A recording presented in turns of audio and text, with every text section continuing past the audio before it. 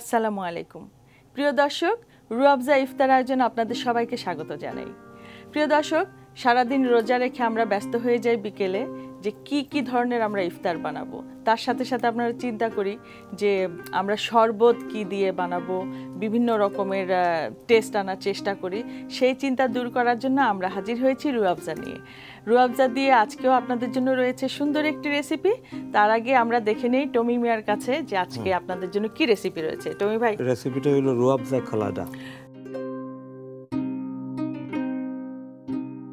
রুয়াবজা কলাডা তো এই রুয়াবজা কলাডা বানাতে কি লাগে আমাদের দর্শকদের একটু বলতে হবে ফ্রেশ পাইনাপল চাঙ্কস সুগার আছে দুধ আইস কিউবস থিক ক্রিম যেটা আচ্ছা ক্রিম রুয়াবজা থাকবে আমরা উপাদান দেখে নিয়েছি তো শুরু করি জি অফ কোর্স শিওর তো একটু খুলে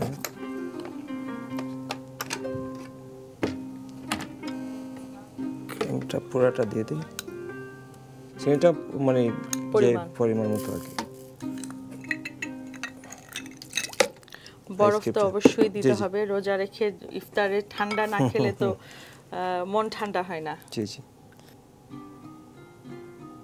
এইভাবে দেখতেই তো অনেক সুন্দর লাগছে ভেরি কালারফুল হ্যাঁ প্লিজ প্লিজ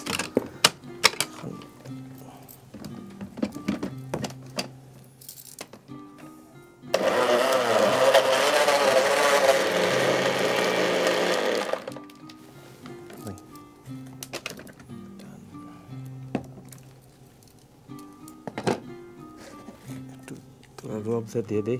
হ্যাঁ রুয়াবজা তো দিতেই হবে রুয়াবজার ব্যাপারে আরেকটু দর্শকদের বলে নেই যে রুয়াবজা তৈরি করার জন্য শুধু ফলমূল ব্যবহার করা হয় না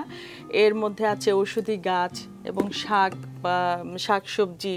এগুলোও দিতে হয় আজকে বিশেষ করে আমি পালং শাকের কথা বলবো যে রুয়াবজা তৈরিতে কিন্তু পালং শাকও দরকার হয় টমি ভাই জি জি এবং পালং শাক তো স্বাস্থ্যের জন্য খুবই উপকারী এবং এটা স্টমাক পরিষ্কার রাখে এর মধ্যে আমাদের পালং শাকও আছে রুয়াবজার সাথে খুব সুন্দর হয়েছে টমি ভাই থ্যাংক ইউ রুয়াবজা কলাটা খুবই সুন্দর হয়েছে এবার আমি আপনাদের কাছ থেকে বিদায় নিব টমি ভাই আপনার কাছ থেকেও বিদায় নিব দর্শকদের কাছ থেকে বিদায় নিব প্রিয় দর্শক আমরা প্রতিদিনই চেষ্টা করছি রুয়াবজা দিয়ে নতুন নতুন কিছু রেসিপি আপনাদের দেওয়ার জন্য আপনারা বাসায় অবশ্যই ট্রাই করবেন